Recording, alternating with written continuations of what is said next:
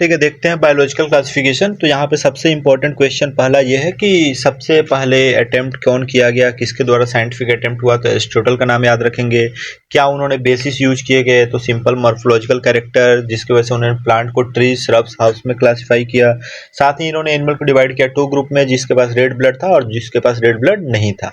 अब हम लोग इसमें आगे बढ़ते हैं किंगडम सिस्टम में। तो सबसे पहले 2 किंगडम सिस्टम ऑफ क्लासिफिकेशन के बारे में बात करते हैं, जिसमें 2 किंगडम प्लांटी और एनिमलिया बनाया गया।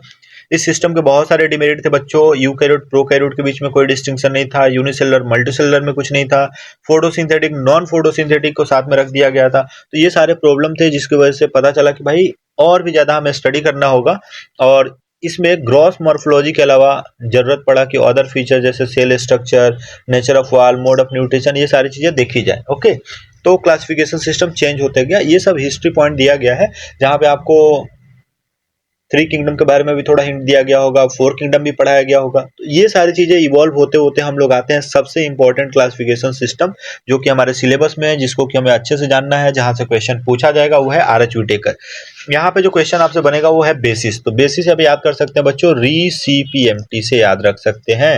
Reproduction, cell structure, phylogenetic relationship, और आता है बच्चों मोड ऑफ न्यूट्रिशन और थैलस ऑर्गेनाइजेशन यानी कि बॉडी ऑर्गेनाइजेशन। ओके, अब यहाँ पे नोट पॉइंट लिखा गया है कि बच्चों न्यूक्लियर मेम्ब्रेन का प्रेजेंस और एब्सेंस होना ये बेसिस नहीं है 5 किंगडम का। तो आप जरूर ध्यान रखेंगे, क्योंकि यहाँ पे न्यूक्लियर मेम्ब्रेन लिख देता है तो हम लोग को लगता है कि भाई ये बेसिस है। This is not the basis, this is the character of 5 kingdom that is given here in the table. Okay, अब ये बहुत आसान है, इस कैरेक्टर को याद रखना। अब देखेंगे सबसे ज्यादा न्यूट्रिशन मिल रहा है बच्चों, जो मोनेरा मिल रहा है, हर तरह के न्यूट्रिशन मिल रहे हैं। प्रोटिस्टा ऑटोट्रॉपिक है और हेटरोट्रॉपिक भी है। फंजाई कंप्लीटली हेटरोट्रॉपिक है, प्लांटी ऑटोट्रॉपिक है, और ये हेटरोट्रॉपिक होलोजोइक, मतलब जो निगलना होता है फूड को, उसके बेसिस को हम लोग होलोजोइक बोलते हैं। ओके, अब ये प्रोकैरियोट है, बाकी सब यूकैरियोट है। जो सबसे ज्यादा पूछा गया क्वेश्चन इस टेबल से बच्चों, वो ये है कि यूनिसेलुलर यूकैरियोट कौन है। तो this is the unicellular eukaryote, this is the unicellular eukaryote. Okay, अब सेल वाल तो यहाँ पे किसी में मिलेगा, किसी में नहीं मिलेगा। यहाँ पे काइटिन मिलेगा और यहाँ पे सेलुलोज मिलेगा, यहाँ पे एब्सेंट है। ऐसे आप याद रख सकते हैं। यहाँ पे नॉन सेलुलोजिक होता है, ये भी इंपॉर्टेंट है। अब न्यूक्लियर मेम्ब्रेन, ये प्रोकैरियोट है तो एब्सेंट होगा, बाकी सब यूकैरियोट है तो प्रेजेंट होगा। ऐसे आपको सोचना है। आपसे पूछा जाता है लूज टिश्यू कहाँ मिलेगा, तो ये मिलेगा बच्चों फंजाई में। बाकी टिश्यू ऑर्गन, ऑर्गन लेवल तक ही ऑर्गेनाइजेशन मिलता है प्लांट किंगडम के अंदर। ये भी आपके लिए बहुत इंपॉर्टेंट है, तो ये आप ध्यान रखेंगे। अब आगे बढ़ते हैं। एक नया सिलेबस में ऐड किया गया है, मेंशन भी है, वो है 3 डोमेन सिस्टम। तो 3 डोमेन सिस्टम में क्या हुआ, इसमें मोनेरा को 2 डोमेन में डिवाइड किया गया, एक तो आर्किया और बैक्टीरिया, तो ये याद रखेंगे। और बाकी जो है रिमेनिंग यूकैरियोटिक किंगडम, मतलब प्रोटिस्टा, फंजाई, प्लांटी, एनिमलिया, इन चारों को मिला के एक डोमेन बनाया गया, दैट इज द यूकैरिया। तो टोटल 3 डोमेन हो गए, ये आपको ध्यान रखना होगा। क्या बेसिस था, ये एनसीईआरटी में नहीं गिवन है, याद रख सकते हैं, आरआरएनए सीक्वेंस बेसिस था। अब यहाँ पे अर्लियर क्लासिफिकेशन सिस्टम और जो ये क्लासिफिकेशन सिस्टम आया, इन दोनों में कंपेयर किया गया है। तो इसमें फिर वही कहानी कि यूनिसेलुलर मल्टीसेलुलर एक साथ थे, जैसे Chlamydomonas, Spirogyra, place together under algae. Classification ने साथ में ये भी नहीं बताया कि भाई क्या है heterotrophic group, autotrophic, green plant, दोनों एक साथ रख दिए गए। इवन दो दोनों के अंदर वाल कंपोजिशन भी था, डिफरेंस था वाल कंपोजिशन में। तो ये सारे पॉइंट ध्यान रखने होंगे। ओके, तो ये अर्लियर क्लासिफिकेशन सिस्टम और अभी का क्लासिफिकेशन सिस्टम से ये किया गया है। और सबसे स्पेशल बात ये है बच्चों कि जो 5 किंगडम क्लासिफिकेशन दिया गया था, 5 किंगडम क्लासिफिकेशन के अंदर हमें जो भी बेसिस दिए गए हैं वो जरूर याद रखने होंगे आपको। ओके, अब यहाँ पे 5 किंगडम के अंदर भी देखेंगे तो जो सेल वाला है ना, सब जगह कंपोजिशन अलग अलग है, तो ये भी इसका एक डिमेरिट बनता है। तो जिस वजह से हम लोग 3 डोमेन इन सब चीजों के आगे और आगे बढ़ते हैं। और ये एनसीईआरटी लिख भी देता है भाई कि ये देखो, ये जो भी क्लासिफिकेशन सिस्टम है, ये कोई इतना सही नहीं है कि हमेशा यही होगा, ऐसा ही होगा। ये टाइम के साथ साथ जैसे जैसे हमारा अंडरस्टैंडिंग चेंज होगा, ये इवॉल्व होते जाएगा।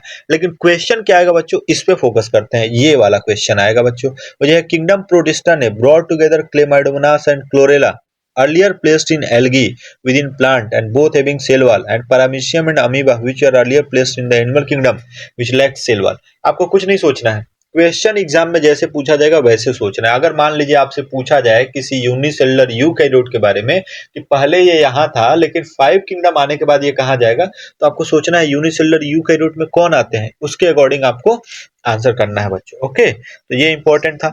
अब हम लोग आ जाते हैं जो 5 किंगडम था उसका डिटेल में स्टडी करने। तो सबसे पहले बच्चों बात करें तो किंगडम आता है हमारे पास किंगडम मोनेरा। ओके, तो किंगडम मोनेरा में हमें क्या ध्यान रखना है? किंगडम मोनेरा के अंदर हमको ध्यान रखना है कि जो बैक्टीरिया है बच्चों वो सोल मेंबर है, मोस्ट एबंडेंट माइक्रो ऑर्गेनिज्म है, ये हर जगह मिलते हैं। अब हर जगह में सारे जगह यहाँ पे दिए गए हैं। अब क्वेश्चन पे आते हैं तो 4 category on the basis of shape. अब इसमें भी जो क्वेश्चन आता है बच्चों आपसे पूछा जाएगा मोस्ट कॉमन शेप कौन सा है, तो रॉड शेप्ड बैसिलस, ये आप ध्यान रखेंगे। बाकी स्फेरिकल, कोकस, स्पाइरल शेप्ड स्पाइरलम और कॉमा शेप्ड विब्रियो आपको पता ही है। अब यहाँ पे जो सबसे ज्यादा स्टेटमेंट बेस्ड क्वेश्चन गलत होगा आपसे वो ये है, बैक्टीरिया का स्ट्रक्चर वेरी सिंपल है, बोल रहा है स्ट्रक्चर वेरी सिंपल है लेकिन बिहेवियर वाइज ये बहुत कॉम्प्लेक्स है। मतलब ये है कि देखने में काफी सिंपल लग रहा है लेकिन बिहेवियर जब उसका देखा गया तो काफी कॉम्प्लेक्स मिला। तो ये लाइन आपको कैसे भी करके अच्छे से दिमाग में फिट कर लेना है। अब बोला गया कि बहुत सारे ऑर्गेनिज्म से कंपेयर करने में बैक्टीरिया में सबसे ज्यादा मेटाबॉलिक डाइवर्सिटी आया, तो उसको भी हम लोग यहाँ पे फिनिश कर चुके हैं बच्चों। ऑटोट्रॉपिक, हेटरोट्रॉपिक, दो तरह के न्यूट्रिशन होते हैं। अब उसमें लाइट अगर सोर्स ऑफ एनर्जी होगा या केमिकल अगर सोर्स ऑफ एनर्जी होगा, लाइट होगा तो फोटो, अगर केमिकल होगा तो कीमो। अब इसमें नाइट्रोसोमोनास, नाइट्रोकोकस आते हैं। अब फोटो में आता है ऑक्सीजन बाई प्रोडक्ट है या ऑक्सीजन बाई प्रोडक्ट नहीं है, तो ऑक्सीजेनिक, इसमें स्पाइरुलिना, ओसिटोरिया, नोस्टोक, एनाबेना आपको याद रखना है सोना से। एनऑक्सीजेनिक में बच्चों याद रखना है ग्रीन सल्फर बैक्टीरिया और पर्पल सल्फर बैक्टीरिया। तो ये पॉइंट आपको ध्यान रखेंगे तो मोस्ट एक्सटेंसिव मेटाबॉलिक डाइवर्सिटी आपका क्लियर हो जाएगा। ओके, तो ये पॉइंट आप ध्यान रख सकते हैं। अब आते हैं इसके अंदर और क्लासिफिकेशन में। तो आर्की बैक्टीरिया से सबसे ज्यादा क्वेश्चन पूछा गया है, उसमें बच्चों पूछा गया मिथेनोजेंस जो मार्सी एरिया में पाए जाते हैं, साल्टी एरियाज में halophiles, hot spring thermo acidophiles, ये पॉइंट आपको याद रखना है। अब ये बैक्टीरिया स्पेशल क्यों है? क्योंकि हार्श हैबिटेट में पाया जाता है, वो हमने देख लिया। अब ये आर्की बैक्टीरिया डिफर करता है अदर बैक्टीरिया से, क्यों? क्योंकि इसके पास डिफरेंट सेल वाले स्ट्रक्चर होता है बच्चों। तो डिफरेंट क्या है, तो ये ध्यान रखना है कि भाई बैक्टीरिया में मिलता है peptidoglycan, non cellulosic cell wall, लेकिन यहाँ पे मिल रहा है पेप्टाइडोग्लाइकेन तो मिल ही नहीं रहा है, यहाँ पे मिल रहा है कॉम्प्लेक्स पॉलीसेकेराइड और पॉलीपेप्टाइड। तो ये आपको ध्यान रखना है। और इसके सेल मेम्ब्रेन में भी नॉर्मल लिपिड चेन नहीं है, यहाँ पे ब्रांच्ड लिपिड चेन है। तो क्वेश्चन एग्जाम में पूछेगा कि ये एक्सट्रीम हैबिटेट में कैसे सर्वाइव करता है, तो सेल वाला आपको आंसर करना है। ओके, अगर सेल वाला ऑप्शन में नहीं देता है तब आप सेल मेम्ब्रेन की तरफ जाएंगे। और बाकी ये सबसे रिपीटेड क्वेश्चन, मिथेनोजन कहाँ मिलेगा, तो गट ऑफ सेवरल रुमिनेंट एनिमल जैसे काऊ हो गया, बुफेलो हो गया। और ये किस लिए रेस्पॉन्सिबल है? Production of methane and biogas from the Dang of this animals. तो ये पॉइंट आप ध्यान रख सकते हैं। आगे आते हैं यू बैक्टीरिया में। तो भाई बोल रहा है कि यू बैक्टीरिया को ट्रू बैक्टीरिया भी बोलते हैं। क्यों बोलते हैं भाई? क्योंकि इसके पास रिजिड सेल वाल होता है, जैसा कि बैक्टीरिया में मिलता है पेप्टाइडोग्लाइकेन वाला। अगर ये मोटाइल होगा तो फ्लैजिलम मिलेगा भाई, तो ध्यान रखना है ये मोटाइल होता ही नहीं है। अब यहाँ पे साइनोबैक्टीरिया के बारे में बोल रहा है कि जिसको ब्लू ग्रीन एल्गी बोलते हैं। इसमें क्लोरोफिल ए सिमिलर होता है ग्रीन प्लांट के जैसा, और ये फोटोसिंथेटिक होता है। तो फोटोसिंथेटिक क्यों होता है बच्चों? तो ये ध्यान रख सकते हैं, यहाँ पे मिलता है क्रोमेटोफोर्स। क्या मिलता है? क्रोमेटोफोर्स मिलता है, ये ध्यान रख सकते हैं। अब ये साइनोबैक्टीरिया जो है यूनिसेलुलर, कोलोनियल, फिलामेंटस। तो यूनिसेलुलर में एग्जांपल याद रख सकते हैं बच्चों स्पाइरुलिना, कोलोनियल में याद रख सकते हो बच्चों एनाबेना, और फिलामेंटस का गिवन है नोस्टॉक। एक और याद रख सकते हैं आप ओसिलेटोरिया। ओके, तो ये आप ध्यान रख सकते हैं। अब आते हैं, आगे बढ़ते हैं, एक स्पेशल फीचर पॉइंट जो क्वेश्चन पूछा ही जाएगा एग्जाम में।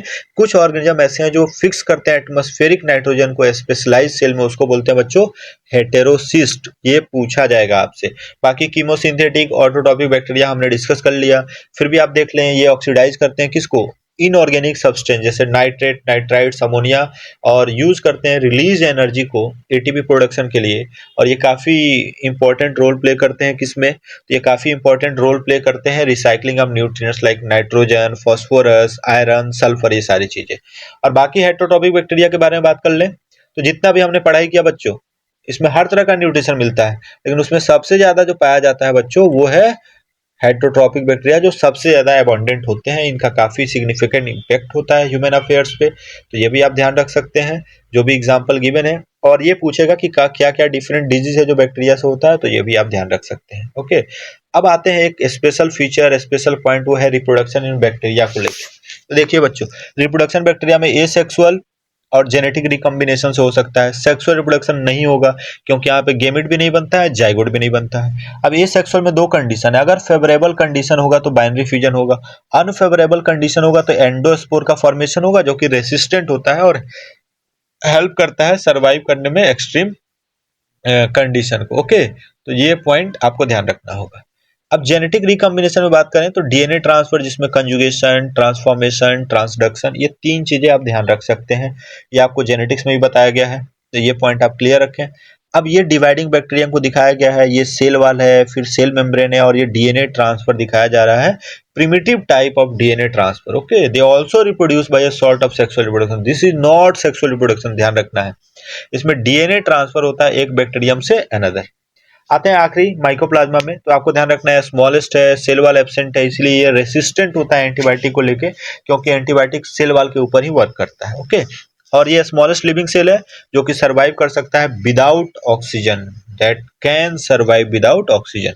बहुत सारे माइकोप्लाज्मा है जो पैथोजेनिक होते हैं एनिमल प्लांट में, तो एनिमल में जो होता है बच्चों बोवाइन प्लूरोनिमोनिया, इसी से ये ऑब्टेन हुआ, तो इसको प्लूरोनिमोनिया लाइक ऑर्गेनिज्म भी बोल देते हैं। और प्लांट्स के अंदर एस्टर येलो डिजीज, बस ये 2 चीजें आप ध्यान रख सकते हैं। पहला किंगडम हमने कंप्लीट किया, आगे बढ़ते हैं किंगडम प्रोटिस्टा में।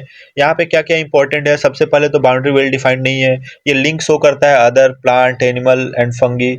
देखेंगे हम लोग आगे चल के ऐसा क्यों होता है। ओके, अब लोग यूकैरियोट में आता है ये, यूनिसेलुलर यूकैरियोट में, तो यूकैरियोट में जो सारी चीजें पाई जाती हैं वो इधर भी पाया जाएगा। ओके, किसी के पास सिलिया भी हो सकता है, फ्लैजिला भी हो सकता है, लेकिन सबसे इंपॉर्टेंट बात जो डायरेक्ट स्टेटमेंट एग्जाम में पूछता है बच्चों, वो ये है, प्रोटिस्ट रिप्रोड्यूस करते हैं asexually and sexually by a process involving cell fusion and zygote formation, तो ये आपको ध्यान रखना होगा। आगे ऐसे ही अगर हम लोग बात करें तो क्राइजोफाइट्स आता है बच्चों। क्राइजोफाइट्स के अंदर हम लोग बात करें तो डायटम्स और गोल्डन एल्गी, आपको एग्जांपल याद रखना है, डायटम्स और desmids, diatoms and desmids. Desmids किसको बोलते हैं बच्चों, तो गोल्डन एल्गी को बोलते हैं। ये कहाँ मिलेगा, तो ये फ्रेश वाटर में मिलेगा, मरीन वाटर में मिलेगा। जब भी आप रिवीजन करें तो ये 4 पॉइंट पे आप रिवीजन करें, हैबिटेट, स्ट्रक्चर, न्यूट्रिशन, रिप्रोडक्शन और इंपॉर्टेंस एंड एग्जांपल। अब स्ट्रक्चर में एक्सटर्नल इंटरनल दोनों आप ध्यान रखेंगे तो एक ही बार में सारी चीजें आपकी कंप्लीट हो जाएंगी।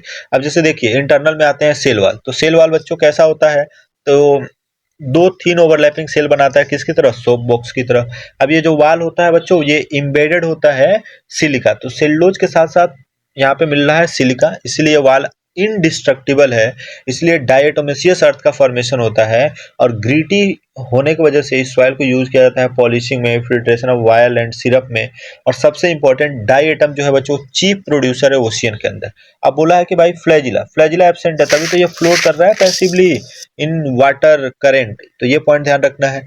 ऐसे ही आपसे बोल रहा है क्लोरोफिल, क्लोरोफिल ए, सी और जेंथोफिल आप याद रख सकते हैं। स्टोर्ड फूड में ल्यूकोसिन एंड फैट ऑयल, ये 2 पॉइंट एनसीईआरटी से बाहर है, आप याद रख सकते हैं। ओके, तो बस इतने पॉइंट आपको याद रखने होंगे क्राइजोफाइट्स में। सेल वॉल किससे मिलकर बना है, क्या कंपोजिशन है, सोप बॉक्स क्या है, डायटोमेसियस अर्थ क्या है, इसके इंपॉर्टेंस क्या है, बस इतना ही आपको आना चाहिए। Cheap producer in the ocean कौन है, वो डेस्मिड है या डायटम्स, तो वो डायटम्स है। ये पॉइंट आपको क्लियर करने होंगे। और बाकी न्यूट्रिशन तो ऑक्सीजनिक फोटोसिंथेसिस, बाकी रिप्रोडक्शन तो अभी यहाँ पे सेक्सुअल रिप्रोडक्शन स्टार्ट नहीं हुआ है, एसेक्सुअली होगा, तो ये पॉइंट आपको ध्यान रखने होंगे। ओके, ऐसे ही आगे बढ़ते हैं डायनोफ्लैजिलेट, जैसा कि नाम से ही पता चल रहा है, डाई मींस 2 एंड फ्लैजिलेट्स मतलब फ्लैजिला, सिंपल। तो ये मोस्टली मेराइन और फोटोसिंथेटिक होता है। पहला वाला क्या था, फ्रेश वाटर मरीन वाटर था, ये वाला क्या है, मरीन वाटर है। ओके, तो ये ध्यान रखना, मोस्टली मेरीन एंड फोटोसिंथेटिक। ये कैसा अपीयर होता है, तो yellow, green, brown, blue, depend करता है कि कौन सा मेन पिगमेंट है इसके सेल में। अब अगेन सेम वही क्वेश्चन, सेल वॉल, तो सेल वॉल में स्टीप सेलुलोज प्लेट है। स्टीप का मतलब होता है बच्चों हार्ड सेलुलोज प्लेट। अब जैसे देखिए प्लांट में भी सेलुलोज होता है, यहाँ भी सेलुलोज है, तो हम लोग बोल सकते हैं ना कि प्लांट से भी कुछ इसका लिंक है। तो ये आपसे एग्जाम में पूछा जाएगा, स्टीप सेलुलोज प्लेट तो आप याद रख लेंगे, लेकिन ये नहीं याद कर पाएंगे आप कि आउटर सरफेस पे है कि इनर सरफेस पे। तो आप याद रखिए सेल वॉल बाहर होता है, तो स्टीप सेलुलोज प्लेट भी कहाँ है, बाहर ही है। ऐसे करके आप रिलेट करेंगे तो याद रहेगा। Most of them have 2 flagella, एक लॉन्गिट्यूडनल और दूसरा transverse in a furrow, furrow एक गड्ढा मान सकते हैं, एक इन अ फरो बिटवीन वॉल प्लेट्स, तो ये पॉइंट याद रख सकते हैं। अब यहाँ पे क्या है, एक इंपॉर्टेंट बात यह है कि वेरी ऑफन रेड डायनोफ्लैजिलेट्स, जिसका एक ही एग्जांपल है बच्चों आपको याद रखना होगा, गोनियोलस, जिसमें बहुत तेजी से मल्टीप्लिकेशन होता है, जिस वजह से सी दिखता है रेड, जिसको हम लोग रेड टाइड्स बोलते हैं। ये टॉक्सिन रिलीज करता है, जिसकी वजह से बहुत सारे मेराइन एनिमल जैसे फिशेस इन सब का डेथ हो जाता है, इसको मार देता है।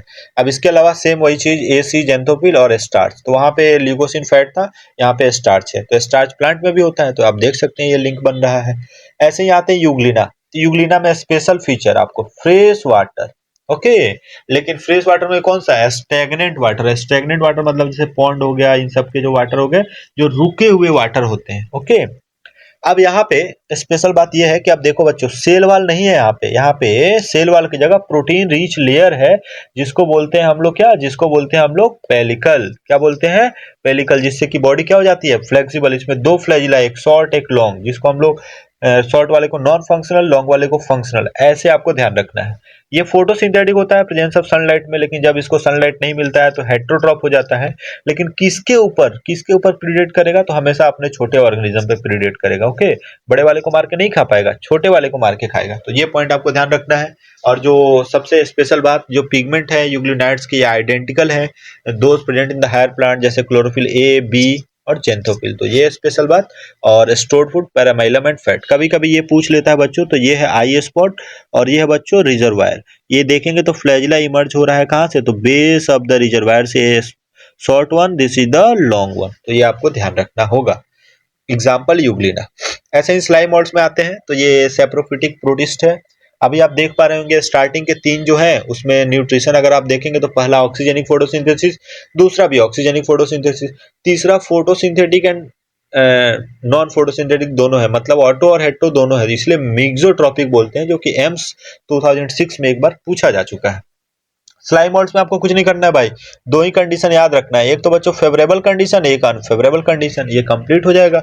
अब देखिए फेवरेबल कंडीशन में क्या करेगा, बहुत ज्यादा ग्रो करेगा, स्प्रेड करेगा सेवरल फीट तक। जैसे ही अनफेवरेबल कंडीशन आएगा, ये प्लाज्मोडियम डिफरेंशिएट हो जाएगा, ये बना देगा फ्रूटिंग बॉडी। इसके टिप पे मिलेगा स्पोर, स्पोर के पास होता है ट्रू वाल। तो यहाँ पे वाल नहीं है, यहाँ पे कहाँ पे है, स्पोर के पास है ट्रू वाल। और ये काफी रेसिस्टेंट होता है, जिसकी वजह से ये सर्वाइव करता है मेनी ईयर्स तक, इवन इन एडवर्स कंडीशन। और ये कैसे डिस्पर्स होता है, तो एयर करंट। एग्जाम में एयर की जगह विंड करंट लिख देगा, वाटर करंट लिख देगा। तो आपको ध्यान रखना है, एयर और विंड तो सेम है, लेकिन वाटर करंट आंसर नहीं होगा। तो ये पॉइंट आप ध्यान रख सकते हैं। ऐसे ही प्रोटोजोआ में आते हैं बच्चों। तो प्रोटोजोआ क्या है, हेट्रोट्रॉफ है, ये प्रीडेटर और पैरासाइट के फॉर्म में रहता है। यहाँ पे 4 मेजर ग्रुप है। एग्जाम्पल और एक एक दो दो इंपॉर्टेंट पॉइंट, जैसे अमीबॉयड के अंदर स्यूडोपोडिया होता है, सब जानते हैं, लेकिन ये पूछ लिया है क्वेश्चन, मेराइन फॉर्म के पास क्या मिलता है, सिलिका सेल मिलता है ऑन दियर सरफेस। ओके। तो एग्जाम्पल याद रखना है, अमीबा और एंटामीबा। फ्लैजिलेटेड के अंदर बात करें तो एफ से याद रखना है आपको, फ्री। तो फ्री लिविंग है ये। फ्लैजिला है मतलब ये खुद से चल सकता है भाई, फ्री लिविंग है। तो पैरासिटिक फॉर्म जैसे डिजीज कॉज करने वाला है स्लीपिंग सिकनेस। एग्जाम्पल याद रखना है, ट्रिपेनोसोमा। सिलिएटेड प्रोटोजॉन्स, ये एक्वेटिक है। देखो बच्चों यहाँ भी सिलिया है, तो ये भी मूव करेगा, एक्टिवली मूविंग। इसमें कैविटी होती है, जो कोऑर्डिनेट मूवमेंट होता है, रो ऑफ सिलिया। ये स्टीयर करता है food to be steered in the gullet. और एग्जाम्पल याद रखना बच्चों, पैरामीशियम। ओके। ऐसे ही स्पोरोजोन्स में आपको ध्यान रखना है कि काफी इन्फेक्शियस होता है, स्पोर लाइक स्टेज। इसमें मोस्ट नोटोरियस है वो है बच्चों प्लाज्मोडियम, जो कि मलेरियल पैरासाइट है, जिसका काफी ज्यादा इंपैक्ट है बच्चों ह्यूमन पॉपुलेशन के ऊपर। तो जो भी क्वेश्चन यहाँ पे बन सकते हैं वो मैंने आपको डिस्कस कर लिया। अब आते हैं सबसे इंपॉर्टेंट बात बच्चों, किंगडम फंजाई। काफी कॉम्प्लेक्स है, लेकिन इसको मैंने काफी सिंपल कर दिया है, आप याद रख सकते हैं काफी आसानी से। सबसे पहले आपको याद रखना है कि ये यूनिक किंगडम है, जो कि प्योरली हेट्रोट्रॉपिक है। और इसमें ग्रेट डाइवर्सिटी है मॉर्फोलॉजी और हैबिटेट के अंदर। अभी आप देखेंगे मॉर्फोलॉजी और हैबिटेट, हैबिटेट में हर जगह मिलेगा। मॉर्फोलॉजी में आप देखेंगे तो स्पोर, हाइफे, माइसिलियम, ये सब बनाता है। अब यहाँ पे कुछ एग्जाम्पल गिवन है जो आगे भी आएगा, जैसे ईस्ट गिवन है, जो कि एकमात्र यूनिसेलुलर फंजाई है, जो कि ब्रेड बियर बनाने में यूज होता है। Wheat rust causing Puccinia is an important example. Okay. तो ये आप याद रख सकते हैं। एंटीबायोटिक में आप याद रख सकते पेनिसिलियम। फंजाई कॉस्मोपॉलिटन, ये हमने देख ही लिया। इसके अलावा ये प्रीफर करता है ग्रो करना कहाँ पे, वार्म और ह्यूमिड प्लेस के अंदर। ओके। तो ये पॉइंट आप याद रखेंगे। अब बोला है कि एक्सेप्शन ऑफ ईस्ट, जो कि यूनिसेलुलर है, फंजाई होता है फिलामेंटस। इसके बॉडी में long cylinder thread like structure होता है, जिसको बोलते हैं हम लोग हाइफे। तो स्पोर ने जर्मिनेट किया, क्या बना दिया बच्चों, हाइफे बना दिया। अब हाइफे का जो नेटवर्क है बच्चों, वो बना दिया माइसिलियम। अब यहाँ पे बोलता है कुछ हाइफे जो होते हैं वो कंटिन्यूअस ट्यूब होते हैं, ऐसे कंटिन्यूअस ट्यूब होंगे जहाँ पे मल्टीन्यूक्लिएट कंडीशन होगा। और कुछ में क्या मिलेगा बच्चों, सेप्टा मिलेगा, क्रॉस वाल मिलेगा। ओके। तो ये हमारे पास दो तरह के बनते हैं, ए सेप्टेट एंड सिनोसिटिक। ये है ए सेप्टेट एंड ए सेप्टेट और क्या होगा बच्चों, ए सेप्टेट एंड सिनोसिटिक। ओके, और यहाँ पे मिलेगा सेप्टेट एंड ब्रांच्ड। ओके, तो सेप्टेट एंड ब्रांच्ड मिलेगा, तो ये पॉइंट आपको ध्यान रखना है। अभी इसको यहीं पे खत्म कर लेते हैं हम लोग, जितना भी इसमें क्लासेस है बच्चों, ए सेप्टेट सिनोसिटिक एक ही हुआ है phycomycetes, rest all are septate and branched, ये भी खत्म। अब यहाँ पे सेल वाल के बारे में बात कर ले तो काइटिन और पॉलीसेकेराइड मिलेगा। अब बाकी सेप्रोफाइट, पैरासाइट, सिम्बायंट्स, इसमें लाइकन, माइकोराइजा, ये हम लोग जानते ही हैं। अब रिप्रोडक्शन कैसे होगा फंजाई में, वो होता है बच्चों वेजिटेटिव मेथड, जैसे फ्रेगमेंटेशन, फ्यूजन, बडिंग। एसेक्सुअल में बनता है स्पोर, कोनिडिया आपको याद रखना है एक्सोजिनस, जू स्पोर आपको याद रखना है बच्चों ये बनता है एंडोजिनस। क्वेश्चन बस इतना ही पूछा जाएगा, कौन सा सेक्सुअल स्पोर है, कौन सा एसेक्सुअल स्पोर है। तो आप काम करें, एसेक्सुअल स्पोर, कोनिडिया और जू स्पोर बस याद कर लें, काम खत्म। बाकी जो बचा वो सेक्सुअल स्पोर, जैसे oospore, ascospore, basidiospore, zygospore, ये सब सेक्सुअल स्पोर है बच्चों। तो बस ऐसे करके आप याद रख सकते हैं। अब बोला है सेक्सुअल साइकिल में तीन स्टेप है, प्लाज्मोगेमी, कैरियोगेमी और मियोसिस इन जाइगोट। तो जब प्रोटोप्लाज्म का फ्यूजन होता है उसको प्लाज्मोगेमी, न्यूक्लियाई का फ्यूजन कैरियोगेमी और मियोसिस। अब यहाँ पे स्पेशल बात ये है कि कहीं कहीं पे ये जो डाई कैरियोन स्टेज का फॉर्मेशन होता है, जिसको डाई कैरियोफेज बोलते हैं फंगस का, कहीं कहीं पे तुरंत जाइगोट का फॉर्मेशन हो जाता है, डाई कैरियोन स्टेज एब्सेंट होता है। तो आपको बस इतना ही याद रखना है कि कहाँ पे डाई कैरियोन स्टेज एब्सेंट होता है। तो जो एब्सेंट वाला है बच्चों डाई कैरियोन स्टेज, वो है फाइकोमाइसिटीज। तो ऐसे याद रखें, pad, P for phycomycetes, A for absent and D for dikaryonestage। ऐसे आप याद रख सकते हैं। तो ये पूरा पैराग्राफ आपका क्लियर हो जाएगा। अब पूछता है क्या बेसिस है division of kingdom into various classes. तो पहले बच्चों morphology of mycelium, mode of spore formation और फ्रूटिंग बॉडी, ये सब बेसिस बनाता है division of kingdom into various classes. हम लोग हर जगह फर्दर डिवीजन तो नहीं पढ़ते हैं, लेकिन फाइकोमाइसिटीज में जरूर पढ़ेंगे क्योंकि क्वेश्चन एक बार पूछा जा चुका है। तो आपको बता दो बच्चों, फाइकोमाइसिटीज के जो मेंबर होते हैं वो एक्वेटिक हैबिटेट में पाए जाते हैं। और फाइकोमाइसिटीज को हम लोग एल्गल फंजाई के नाम से भी जानते हैं, लोअर फंजाई के नाम से भी जानते हैं, और इसके अलावा ये decaying in moist and damp places और एज ऑब्लिगेट पैरासाइट होता है प्लांट में। तो ये लाइन बहुत इंपॉर्टेंट है, ऑब्लिगेट पैरासाइट ऑन प्लांट्स। तो ये पूछा जाएगा, ये पहले भी एग्जांपल हमने देखा था और यहाँ भी पढ़ेंगे हम। ओके, बोला है माइसिलियम ए सेप्टेट सिनोसिटिक, तो एकमात्र यही है जहां पे माइसिलियम ए सेप्टेट सिनोसिटिक है, बाकी सब septate and branched. Asexual reproduction कैसे होगा, तो बच्चों जू स्पोर मोटाइल और एप्लेनोस्पोर नॉन मोटाइल। ये स्पोर कैसे बनेंगे, तो एंडोजिनसली प्रोड्यूस होते हैं। अभी मैंने बात किया था जू स्पोर कैसे बनता है, एंडोजिनसली बनता है। और जाइगो स्पोर, देखिए आप गलती मत करना, जू spore is a sexual but zygote spore is sexual. अब आप देखेंगे जाइगो स्पोर यहाँ पे गिवन है। अब जाइगो स्पोर कहाँ मिलता है बच्चों, तो जाइगो स्पोर मिलता है जाइगोमाइसिटीज के अंदर। और यहाँ पे बोला है oomaicities, तो ये सेल्लोज होता है, एक्वेटिक होता है, इसमें सेल्लोज है इसलिए इसको हम लोग प्लांट के अंदर भी सेल्लोज, तो हम लोग एल्गल फंजाई के नाम से भी इसको डिस्कस कर सकते हैं। ओके, और बाकी यहाँ पे देखेंगे तो oomaicities के अंदर एग्जांपल याद रख लें बच्चों, एल्ब्यूगो पूछा जाएगा।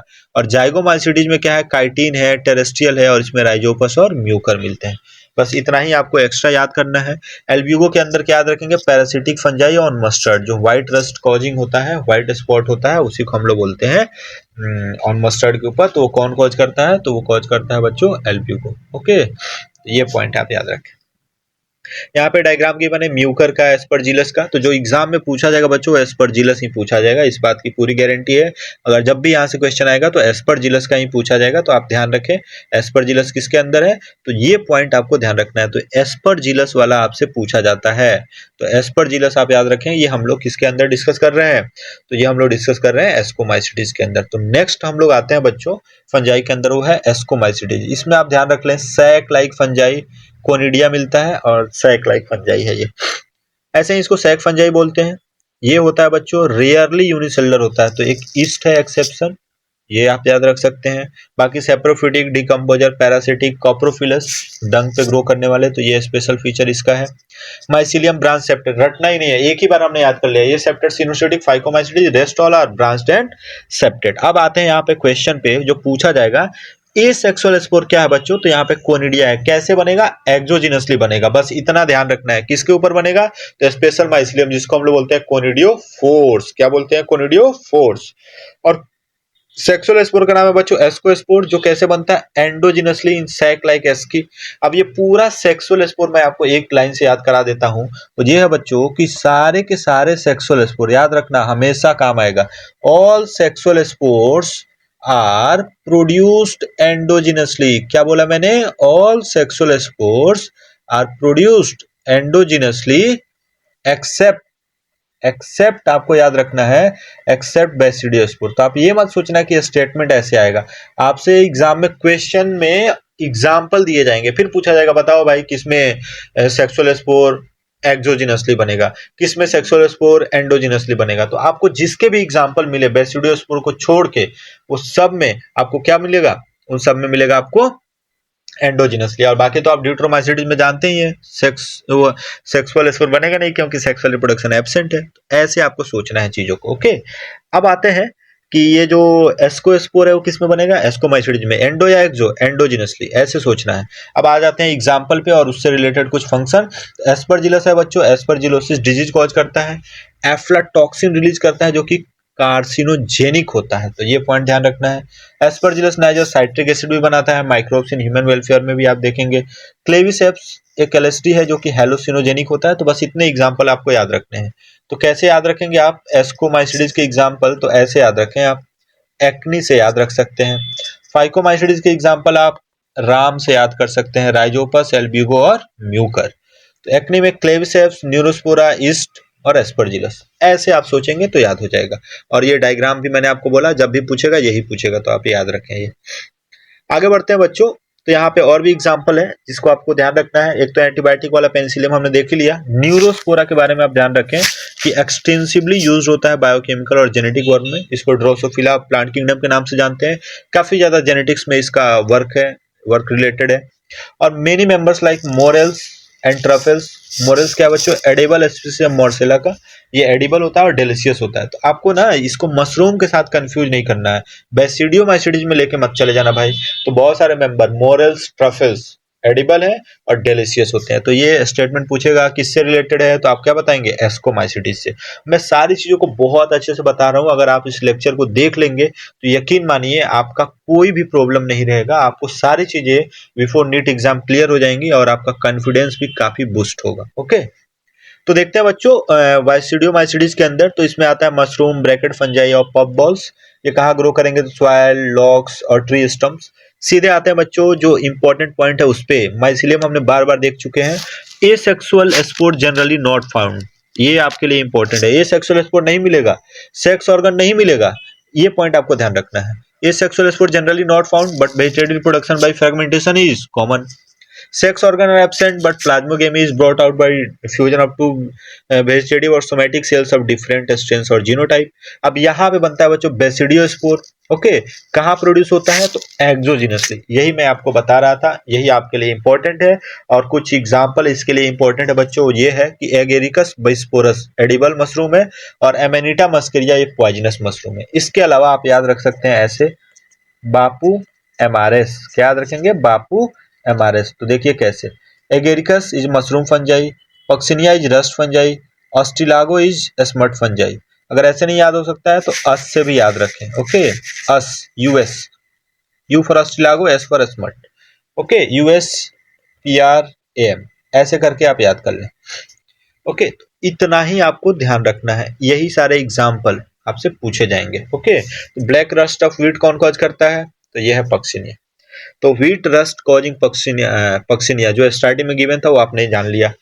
अब आते हैं सबसे आखिरी ड्यूट्रोमाइसिडीज में। इसमें जो क्वेश्चन पूछा जाता है वो यही पूछा जाता है, decomposers of litre and help in mineral recycling. तो ये पहला क्वेश्चन बन गया बच्चों।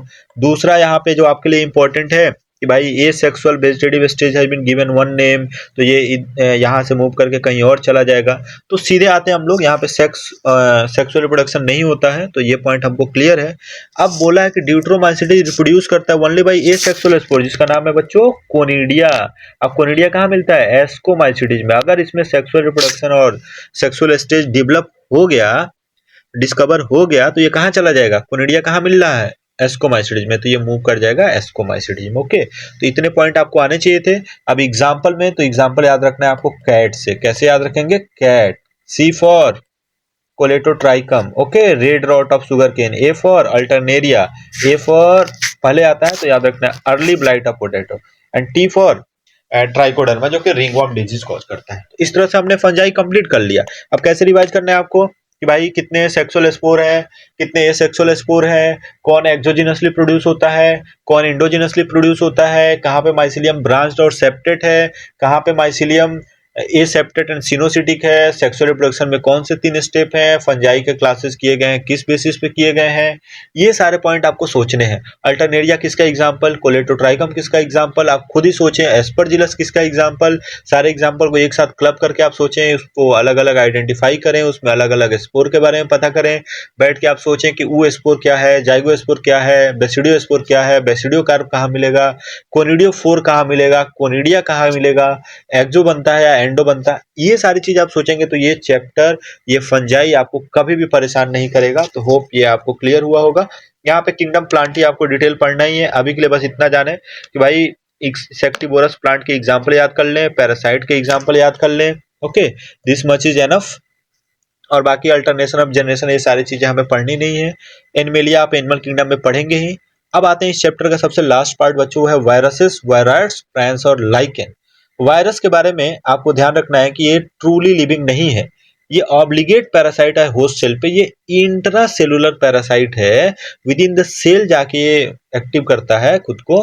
और जेनेटिक मटेरियल या तो डीएनए होगा या तो आरएनए होगा, कभी भी दोनों नहीं होगा। ओके, तो ये लिमिटेशन था विटेकर के 5 किंगडम का, जो कि आपको ध्यान रखना होगा।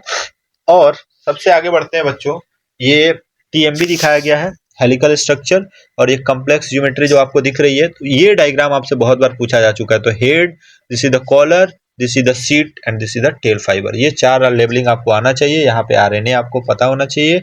अब यहाँ पे इस पूरे पैराग्राफ से आपको याद रखना है इवानोस्की, एमडब्ल्यू विजरिंग और स्टेनले।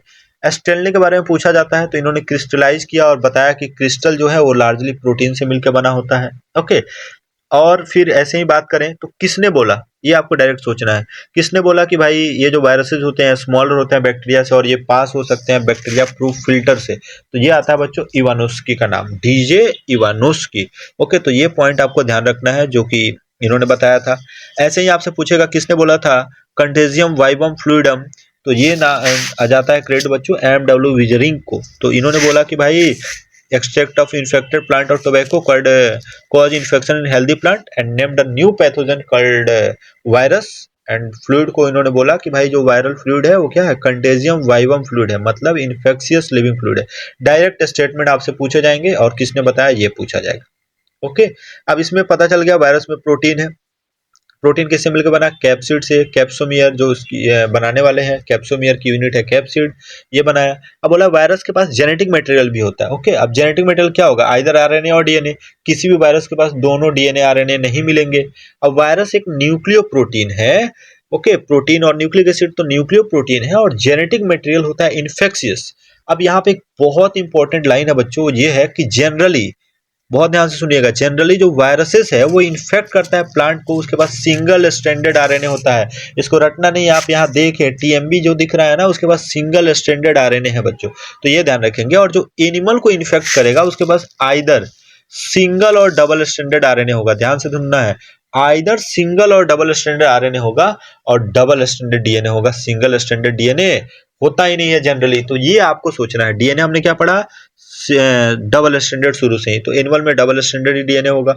अब प्लांट के केस में सिंगल स्टैंडर्ड आरएनए होगा, जो इन्फेक्ट करेगा प्लांट को उसके पास सिंगल स्टैंडर्ड आरएनए होगा, और जो वायरस इन्फेक्ट करेगा एनिमल को उसके पास सिंगल और डबल स्टैंडर्ड आरएनए हो सकता है, लेकिन डीएनए कैसा होगा, डबल स्टैंडर्ड। ओके, ऐसे ही आपको ध्यान रखना है बैक्टीरियल वायरस और बैक्टीरियोफेज के पास डबल स्टैंडर्ड डीएनए है, ये पॉइंट आप ध्यान रखें।